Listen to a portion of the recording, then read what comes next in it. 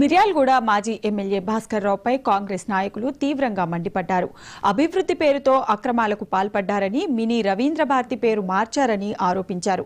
కేంద్ర నిధులతో నిర్మించిన భవనంలో అవినీతి జరిగిందని, బ్రతికుండగానే కేసీఆర్ పేరు పెట్టడం సరికాదని విమర్శించారు.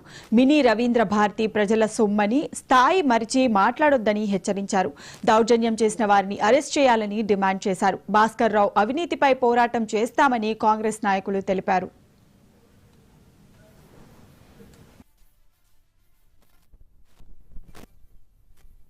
22 సంవత్సరాలు టీఆర్ఎస్ లో ఉండి 3 సంవత్సరాల ముందు బీఆర్ఎస్ మార్చుకొని వాళ్ళు ఇలా మినీ కళాభారతి గురించి మాట్లాడుతున్నారు. మాజీ ఎమ్మెల్యే గారేమో శాఖాపురంలో పండేది, కేసీఆర్ ఏమో ఫామ్ హౌస్ లో పండేది. వీళ్ళకేం తెలియదు. భాస్కర్ రావు గారు ఎమ్మెల్యేగా ఉన్నప్పుడు నువ్వు ఈ మినీ కళాభారతి ప్రారంభోత్సవం చేసినప్పుడు నువ్వు మా కాంగ్రెస్ గూటిలోనే ఉన్నావు. మా జానారెడ్డి గారి ఎంటకనే తిరుక్కుంటూ కూడా ఉన్నావు. ఆ రోజు నీకు ఇంకా ఏ హోదా కూడా లేదు. సర్పంచ్ గా కూడా మీకు హోదా లేదు. డైరెక్ట్ గా మిమ్మల్ని నమ్మి మా పెద్దలు జానారెడ్డి గారు నేను ఎమ్మెల్యే చేశారు.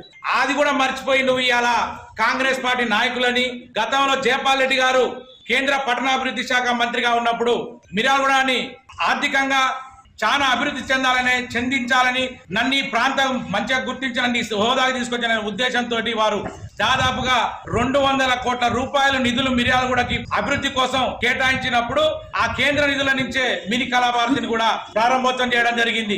ఇవి మినీ రవీంద్ర భారతిని వీటన్నిటి కూడా ఇప్పటి వరకు కూడా మున్సిపాలిటీలో కానీ ఏ డిజిట్ లో కూడా కళాభారతి అని కూడా పేరు లేదు. వీళ్ళు కేసీఆర్ అని వీళ్ళ ఖర్చుల కోసం, వీళ్ళ బిల్లులు పెంచుకోవడం కోసం వీళ్ళ ఫండ్ను రేట్ చేసి కేసీఆర్ అని పేరు పెట్టారు. కేసీఆర్ అని పేరు పెట్టే బదులు మీరు అదే రోజు ఆలోచించి ఏ గద్దారో ఏ కాలోజో మన తెలంగాణ జాతిపిత అయినా మీ తెలంగాణ వాదైనా సరే వాళ్ళ పేర్లు పెట్టకుండా బతికినోని పేరు పెట్టి మీరు ఎందుకు కేసీఆర్